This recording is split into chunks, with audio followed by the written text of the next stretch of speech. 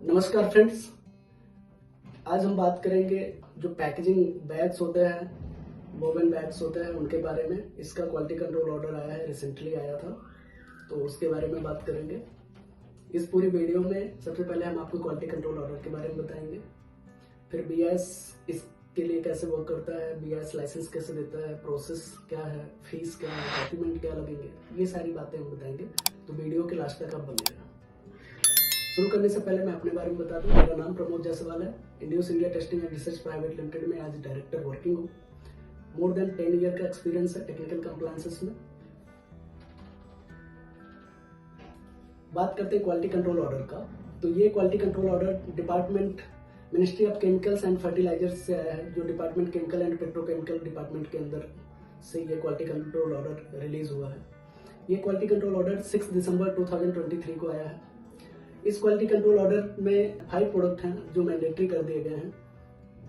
तो मैं आपको सबसे पहले ये बता दूं कि क्वालिटी कंट्रोल ऑर्डर है क्या। बेसिकली ये डिफरेंट मिनिस्ट्रीज हैं जो इंडिया में, उनमें हर मिनिस्ट्री के जो प्रोडक्ट होते हैं, यदि कस्टमर के हिसाब से वो क्रिटिकल प्रोडक्ट हैं, गवर्नमेंट को लगता है कि इनकी क्वालिटी इंपॉर्टेंट है, देन वो क्वालिटी कंट्रोल ऑर्डर के थ्रू उसको मैंडेटरी सर्टिफिकेशन के अंदर डालते हैं, जिससे आपको वो पर्टिकुलर प्रोडक्ट में बीआईएस का लाइसेंस लेना पड़ता है।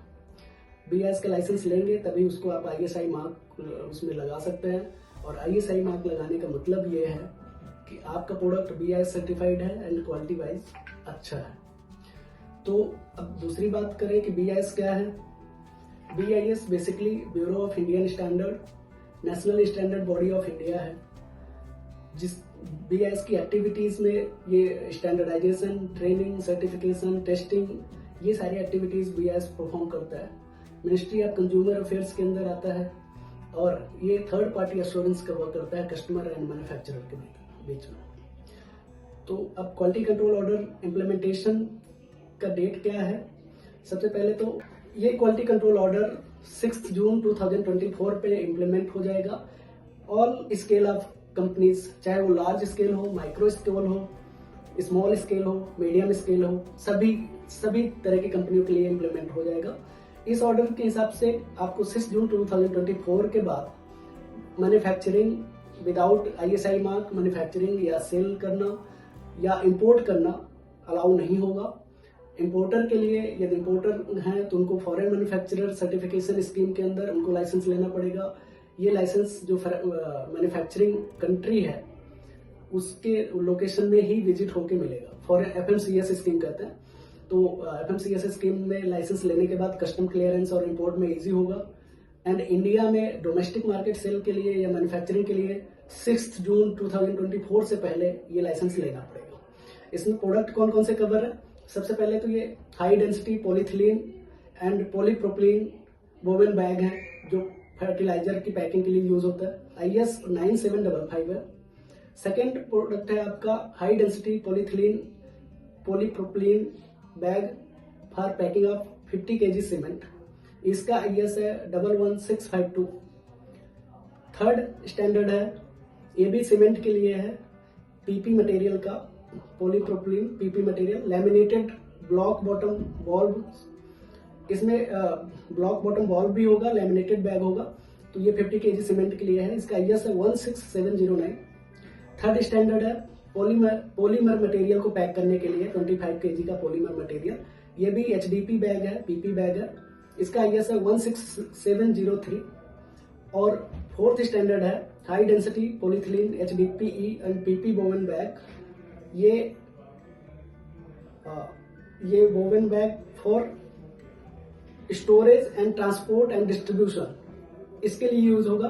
ये 17399 इसका IS स्टैंडर्ड है। तो ये टोटल 5 स्टैंडर्ड है जो मैंडेटरी सर्टिफिकेशन के अंदर है। अब मैंडेटरी सर्टिफिकेशन का मतलब आपको पता चल गया कि बीआईएस का लाइसेंस लेना पड़ेगा। तो बीआईएस का लाइसेंस कैसे मिलेगा। फॉरेन मैन्युफैक्चरर और डोमेस्टिक मैन्युफैक्चरर प्रोसेस लगभग सेम है। फॉरेन मैन्युफैक्चरर में थोड़ा सा चेंज है, तो मैं अभी आपको गाइड करूंगा कि कैसे ये लाइसेंस मिलेगा। सबसे पहले तो कोई भी मैन्युफैक्चरर हो, एलिजिबिलिटी क्राइटेरिया सिर्फ मैन्युफैक्चरर ही अप्लाई कर सकते हैं इस लाइसेंस के लिए। और जो भी मैन्युफैक्चरर अप्लाई कर रहे हैं उनके पास टेस्टिंग फैसिलिटी होनी चाहिए, क्वालिटी कंट्रोल टीम होनी चाहिए, वो अप्लाई कर सकता है। फर्स्ट स्टेप जो सबसे इंपॉर्टेंट स्टेप है, आपको अपने प्रोडक्ट को आइडेंटिफाई करना है कि किस स्टैंडर्ड के अंदर फॉल करेगा। सेकंड स्टेप है आपको अपनी ग्रेड टाइप वैरायटी डिसाइड करना है कि आपको, क्योंकि एक ही स्टैंडर्ड के अंदर मल्टीपल ग्रेड टाइप वैरायटी होती है, तो आपको किस वैरायटी के अंदर जाना है ये भी आपको डिसाइड करना है। ये इंपॉर्टेंट स्टेप है। देन ये दोनों स्टेप के बाद आपको लैब इंस्टॉलेशन, टेस्टिंग फैसिलिटी आपको लगानी पड़ेगी टेस्टिंग के लिए। कुछ इक्विपमेंट है जो आपको मैंडेटरी आपकी फैक्ट्री में इन हाउस टेस्टिंग के लिए लगाना पड़ेगा। कुछ टेस्टिंग आउटसोर्स भी कर सकता है, या क्या आउटसोर्स कर सकता है उसके लिए आप हमें कांटेक्ट कर सकते हैं, हम आपको गाइड कर देंगे। उसमें बहुत सारे इक्विपमेंट है जिनको आपको आउटसोर्स एंड कुछ को आपको लगाना पड़ता है। डॉक्यूमेंट की बात करें तो सबसे पहले जो सर्टिफिकेशन प्रोसेस है उसका जो फर्स्ट स्टेप होता है डॉक्यूमेंटेशन, सेकेंड स्टेप होता है आपका सैंपल टेस्टिंग, थर्ड स्टेप होता है आपकी एप्लीकेशन सबमिशन, फोर्थ स्टेप होता है आपकी फैक्ट्री की ऑडिट, फिफ्थ स्टेप होता है ऑडिट के बाद आपको लाइसेंस मिलना। तो डॉक्यूमेंटेशन जो फर्स्ट स्टेप है इसमें आपके दो तरह के डॉक्यूमेंट हैं। कंपनी के जनरल डॉक्यूमेंट है जिसमें आपकी कंपनी का रजिस्ट्रेशन सर्टिफिकेट होगा, जीएसटी की कॉपी होगी, उद्यम रजिस्ट्रेशन होगा, प्रीमाइसेस डॉक्यूमेंट है, ये सारे डॉक्यूमेंट लगेंगे। टेक्निकल डॉक्यूमेंट्स में आपका रॉ मटेरियल से लेके फिनिश गुड तक बनाने में जो भी मशीनरी इन्वॉल्व है, टेस्टिंग में जो इक्विपमेंट इन्वॉल्व है उनकी accuracy, list count, range, clause wise, साथ में आपके रॉ मटेरियल की लिस्ट, रॉ मटेरियल क्या यूज कर रहे हैं, एज पर स्टैंडर्ड है या नहीं है, ये certificate, layout, process flow chart, ये सारी चीजें जो टेक्निकल डॉक्यूमेंट के पार्ट्स हैं ये आपको चाहिए होता है। डॉक्यूमेंटेशन के बाद आपको सैंपल टेस्टिंग के लिए भेजना है। सैंपल टेस्टिंग में क्या होगा, यहाँ थोड़ा सा फॉरेन मैन्युफैक्चरर के लिए इनिशियली सैंपल भेजने की जरूरत नहीं है, उनकी डायरेक्ट एप्लीकेशन सबमिट हो जाती है। बट डोमेस्टिक मैन्युफैक्चरर के लिए लैब अवेलेबल होती है, वो सिंप्लीफाइड प्रोसीजर के अंदर एप्लीकेशन लगा सकते हैं। तो सैंपल जो भी उनका स्कोप है उसके हिसाब से सैंपल बीआईएस की लैब में टेस्टिंग के लिए भेजना पड़ेगा बीआईएस के थ्रू, एंड रिपोर्ट आने के बाद देन थर्ड स्टेप में एप्लीकेशन सबमिट होगा। एंड एप्लीकेशन सबमिट के बाद बीआईएस ऑफिसर स्क्रूटनी करेंगे, फाइल का कुछ प्रॉब्लम होगा तो आपको गाइड करेंगे, आपको क्वेरीज रेज करेंगे, क्वेरी आप रिजॉल्व करेंगे, आपकी एप्लीकेशन रिकॉर्ड होगी एंड ऑडिट हो जाएगी। मेजर क्वेरी होगी, आपकी एप्लीकेशन क्लोज कर दी जाएगी। यदि आपकी क्वेरी रिकॉर्ड, आपकी एप्लीकेशन रिकॉर्ड होती है तो बीआईएस ऑफिसर फिर आपकी फैक्ट्री विजिट करेंगे, वो रॉ मटेरियल से लेकर फिनिश गुड तक की सारी प्रोसेस को वेरीफाई करेंगे, फैक्ट्री के लोकेशन को वेरीफाई करेंगे, manufacturing machinery, testing facility, competency of quality control in charge, product का टेस्टिंग, ये सब चीजें देखने के बाद ये सब कुछ सेटिस्फैक्ट्री होगा तो आपको लाइसेंस दे देंगे। लेकिन फॉरेन मैन्युफैक्चरर के केस में ऑडिट के बाद सैंपल इंडिया की लैब में टेस्ट के लिए सील किया जाएगा, इंडिया में टेस्टिंग के लिए भेजा जाएगा, और रिपोर्ट आने के बाद यदि रिपोर्ट ओके रहेगी देन आपको लाइसेंस मिलेगा। तो ये थोड़ा सा डिफरेंस है फॉरेन मैन्युफैक्चरर और डोमेस्टिक मैन्युफैक्चरर में। प्रोसेस हमने आपको बता दिया। लाइसेंस ग्रांट होगा इनिशियली फर्स्ट ईयर के लिए, and then second year onward आप 5 ईयर तक के लिए रिन्यू कर सकते हैं। इंटायर प्रोसेस में जो कॉमर्शियल पार्ट है, मेजर पार्ट्स, उसमें आपका एप्लीकेशन फी है, इंस्पेक्शन फी है, एक एनुअल फी होती है, एनुअल फी है उसको रिन्यूअल फी भी हम कहते हैं। ये प्रोडक्ट टू प्रोडक्ट वेरी करती है, ये अलग अलग प्रोडक्ट के लिए अलग अलग फी होगी, तो मैं यहाँ गाइड आपको नहीं कर पाऊंगा। आप इसके लिए हमें कांटेक्ट कर सकते हैं, आपका जो स्पेसिफिक प्रोडक्ट है हम उसमें आपकी हेल्प करेंगे। यदि आप डोमेस्टिक मैन्युफैक्चरर है, इंडिया में मैन्युफैक्चरिंग यूनिट है, तो आपको इसमें आपकी स्केल के हिसाब से सब्सिडी भी मिलेगी। 80% डिस्काउंट होता है माइक्रो के लिए, 50% डिस्काउंट होगा आपका इसका स्मॉल स्केल के लिए, तो आपको सब्सिडी भी मिलेगी। टेस्टिंग आप सैंपल डिपेंड करेगा आपके प्रोडक्ट के ऊपर, लैब के ऊपर, तो ये भी मैं आपको यहाँ नहीं हेल्प कर पाऊंगा। आप फर्दर हमारा सपोर्ट ले सकते हैं ये सारी डिटेल जानने के लिए।